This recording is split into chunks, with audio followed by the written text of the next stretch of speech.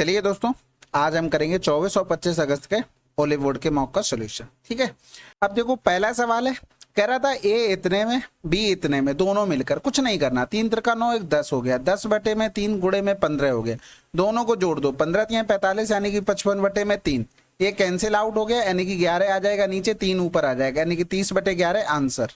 आपको बहुत बार बताया कि अगर ए काम कोई एक्स दिन में कर रहा है, बी काम अगर वाई दिन में कर रहा है, दोनों मिलकर अगर पूछ ले तो एक्स इंटू में वाई, एक्स प्लस का वाई डायरेक्ट आपको लिखना है।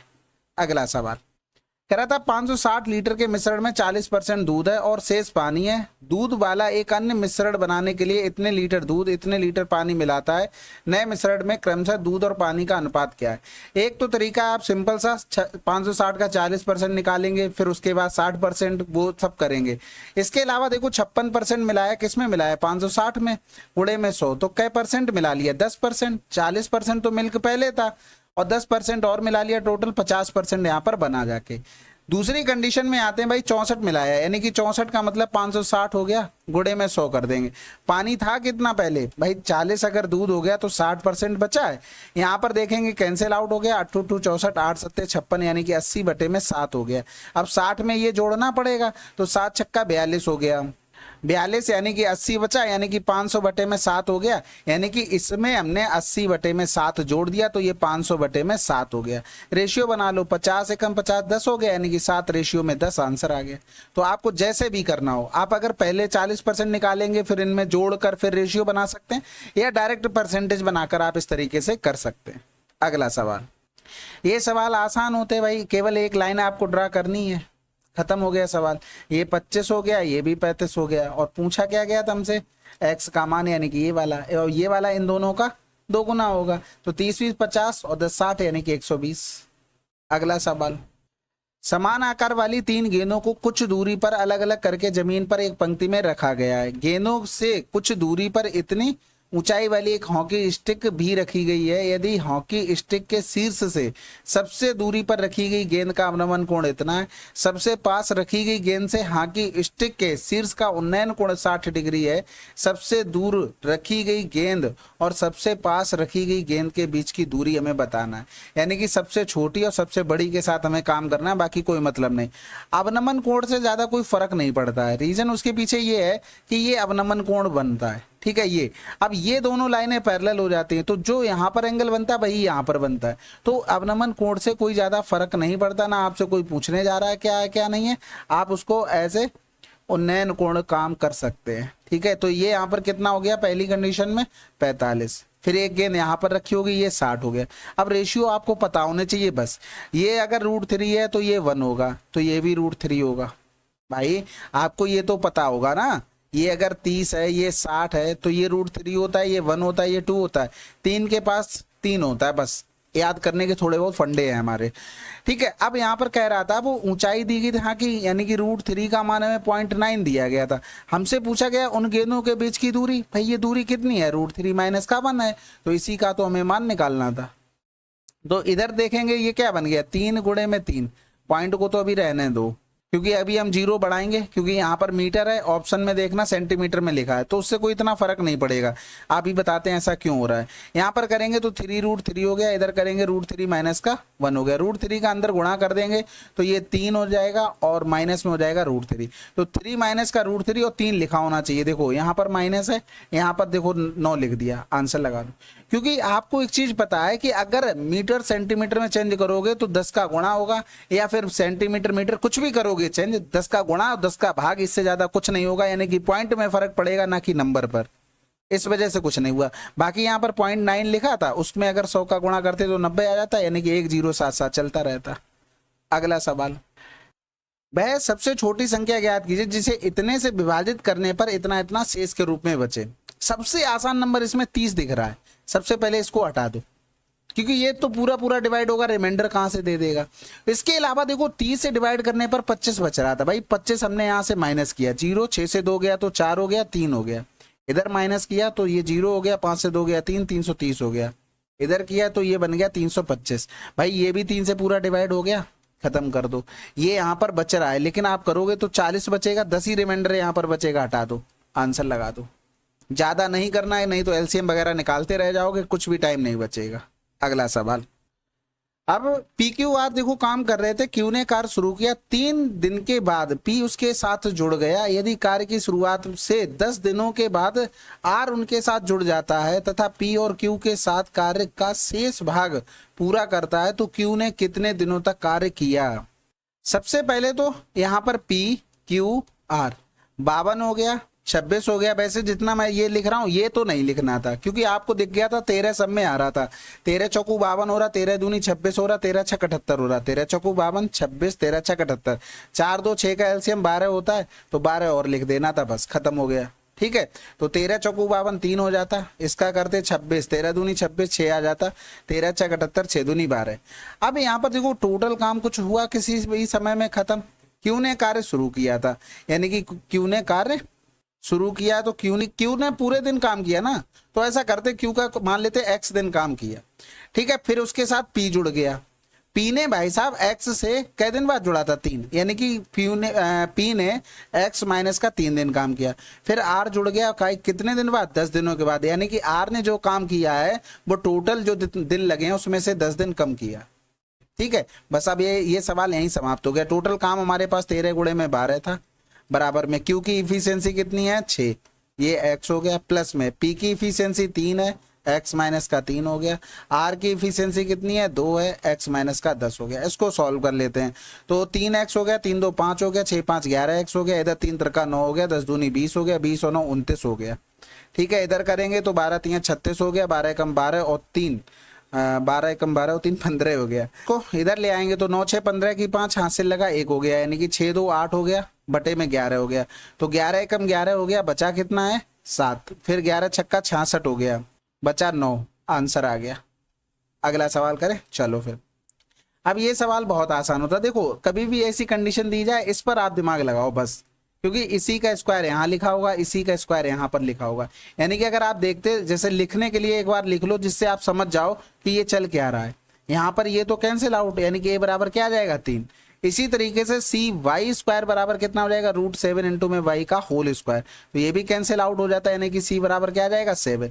अब जब यहाँ पर प्लस वाला है तो ये ब्रैकेट आपने जब क्यूब खोलते हैं, भाई प्लस वाला दिया जाए और जब क्यूब खोलते हैं ए क्यूब प्लस का बी क्यूब ऐसे लिख ही देते हैं, तो यहाँ पर तो प्लस वाला रहता है, अंदर में माइनस का ए भी बनता है, यानी कि यहाँ पर भी माइनस का था, उसमें भी जो फार्मूला बनाते उसमें भी कंपेयर करते तब भी तो फर्क नहीं पड़ना था, यानी कि बी एक्स वाई बराबर क्या हो जाता है √3 इंटू में √7 इंटू में एक्स वाई हो जाता है, यानी कि यहाँ पर बी बराबर में कितना आ जाता √21 में। अब सबके मान पता हो गए, वैल्यू पुट करनी है। आप पूरा डिटेल में नहीं लिखना है, कुछ सवाल होते हैं उनमें लिखना पड़ता है, वो अलग चीज़ है, लेकिन जहाँ जरूरत नहीं वहाँ क्यों लिखना है।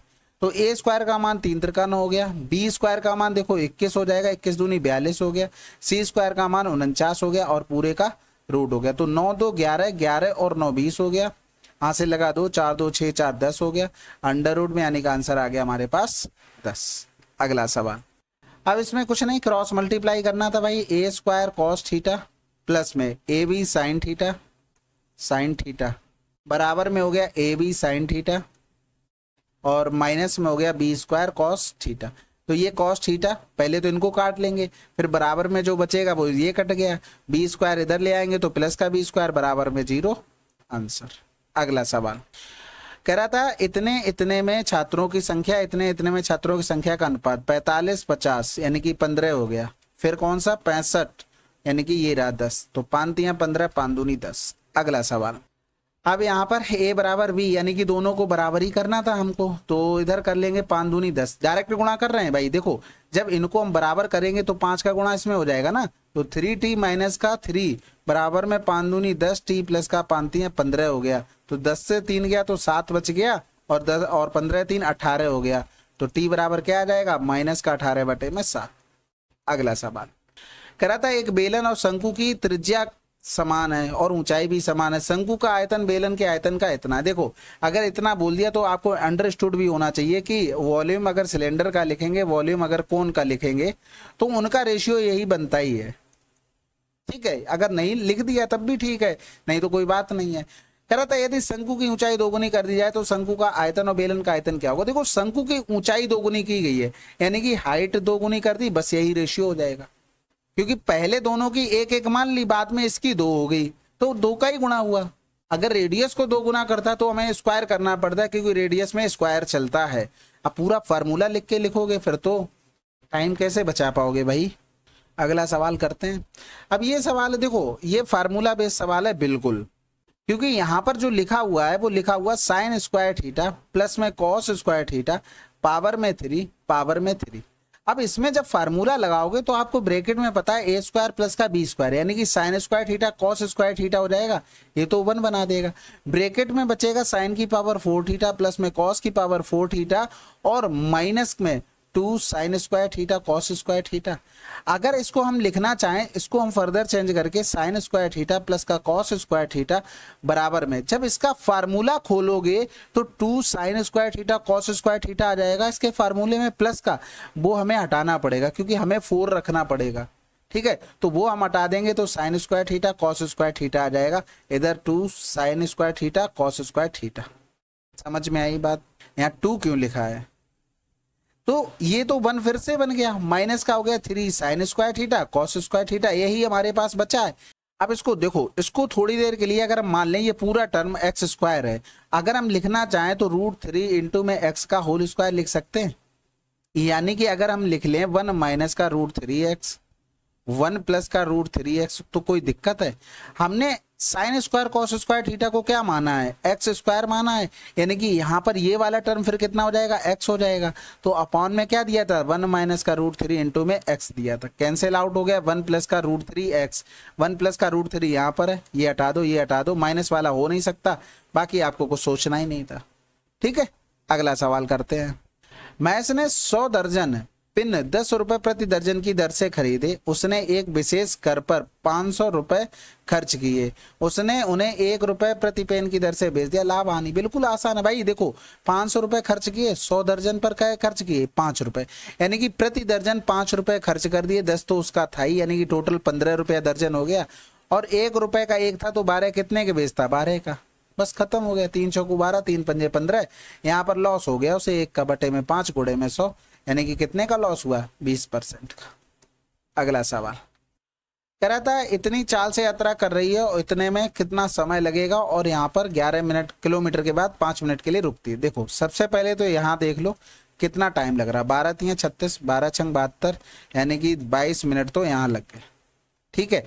अब भैया 792 में हम देख लेंगे स्टॉप कितने आ रहे हैं। 11 × 7 = 77, 11 दूनी 22 हो गया, यानी 5 मिनट के लिए 5 दूनी 10, 5 7 35, 1 36 बटे में 60 हो गया, यानी कि 6 और लगेंगे तो प्लस का 6, यानी कि 22 6 28 हो गया, ठीक है। वैसे क्या होता है कि लास्ट वाला पहुंच जाते हैं। अब यहाँ पर 11 11 के हिसाब से सब लिए गए, कोई दिक्कत नहीं है।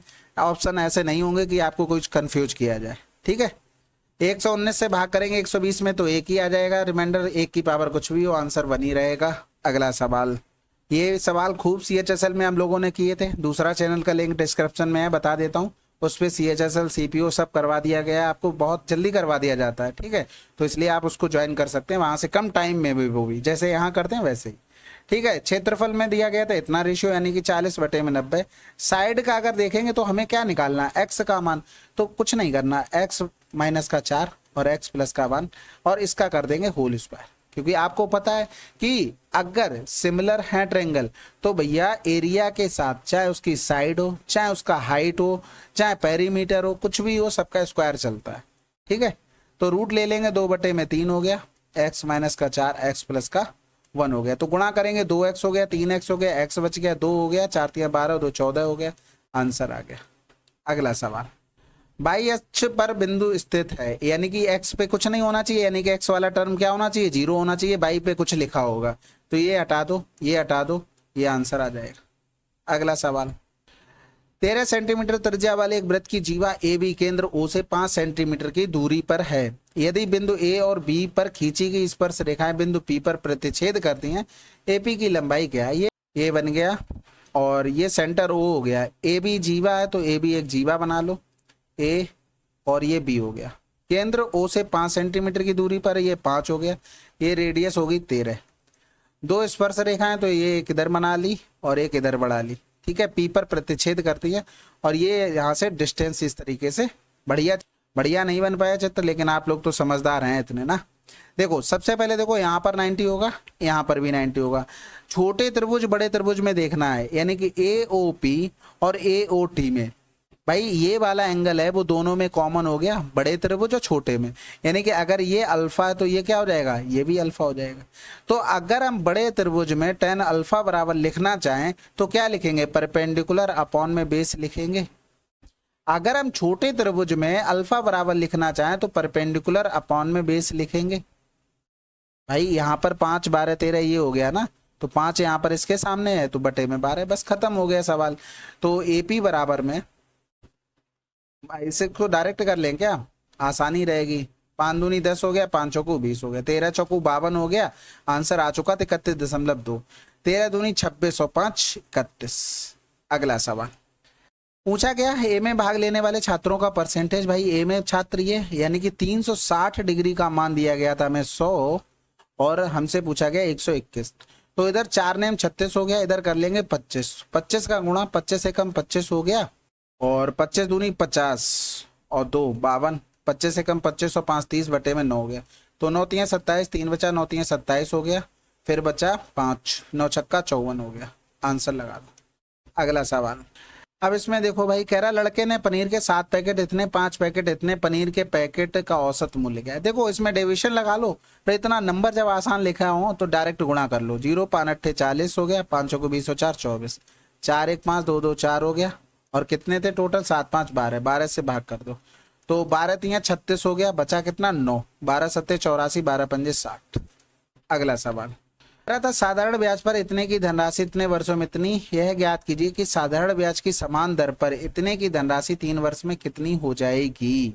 सबसे पहले तो देखो रेट निकाल लेते हैं, ज्यादा आसान हो जाएगा। 4 हो गया, 16 से 8 गया 8 हो गया, 5 से 2 गया तो 3 हो गया, बटे में 1280। 2 साल का तो 1 साल का बनाया, गुणे में 100 कर दिया, तो इधर 19 हो गया, 2 दूनी 4 हो गया, तो 16 कम 16 हो गया, 16 दूनी 32 हो गया, 16 8 128 हो गया, और 1 0 इधर चला गया, 8 एकम 8 8 पन्ना 40, 15%। बस खत्म हो गया सवाल। भाई 100 बराबर हमें दिया गया 1720, हमसे पूछा गया 145 का मान। कैलकुलेशन कर लो, आंसर आ जाएगा। तो 5 दूनी 10, 5 दूनी 10, 5 नेम 45, ठीक है। इधर करेंगे तो 2 अट्ठे 16 हो गया, 2 छक्के 12 हो गया, 9 छक्के 54 की 4 हाथ से लगा 5 हो गया, 9 अट्ठे 72 हो गया, 6 दूनी 12 हो गया, यानी कि 84 84 और 5 9 हो जाएगा। आंसर आ गया 9 4। नहीं आ रहा है कोई बात नहीं है भाई, अब आ जाएगा। हासिल तो 8 है ही ना, फिर 2 अट्ठे 16, 16 और 8 कितना हो गया 24 हो गया, अब आ गया।